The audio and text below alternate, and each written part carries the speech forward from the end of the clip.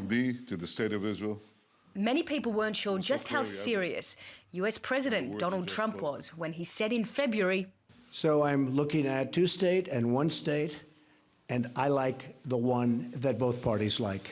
I'm very happy with the one that both parties like. I can live with either one. I thought for a while the two-state looked like it may be the easier of the two. But honestly, if Bibi and if the Palestinians, if Israel and the Palestinians are happy, I'm happy with the one they like the best." And with that, Trump backed away from decades of US policy, where the only solution to the conflict would be an independent Palestinian state.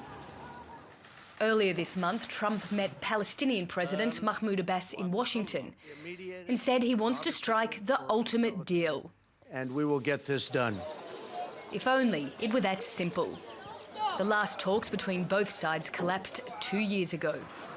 Israel has continued expanding its existing settlements in the West Bank, taking more Palestinian land and carving their future state into pieces. Since Trump became president, Israel has announced it will build a new settlement, its first one in 20 years. It also hoped Trump would carry out his pre-election promise to move the US embassy from Tel Aviv to here in Jerusalem. But it hasn't happened, and the decision seems to be on hold. Imad Muna owns a bookstore that's an institution in East Jerusalem. He says moving the embassy would lead to de facto Israeli sovereignty over Jerusalem. If they move it to Jerusalem, that means that the American government or the American country, they recognize East Jerusalem or Jerusalem as the state of Israel, which is against the international laws.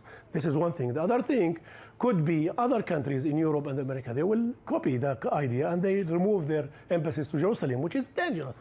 This is where President Donald Trump and his entourage will stay, the historic King David Hotel. For decades, it's hosted presidents and royalty.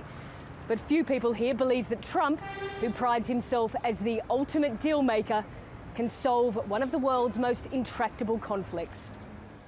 As for Israelis, many of them are curious about Trump, and some people think he's out of his depth. So he'll come here for 24 hours, will tell the parties, sit down and sort things out between you, and then he'll go away.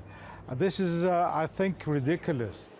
When Trump was elected, the Israeli government believed he would back them all the way. Now, it's not so sure. His visit could clear things up or leave both sides more confused than ever. Nicole Johnston, TRT World, Jerusalem.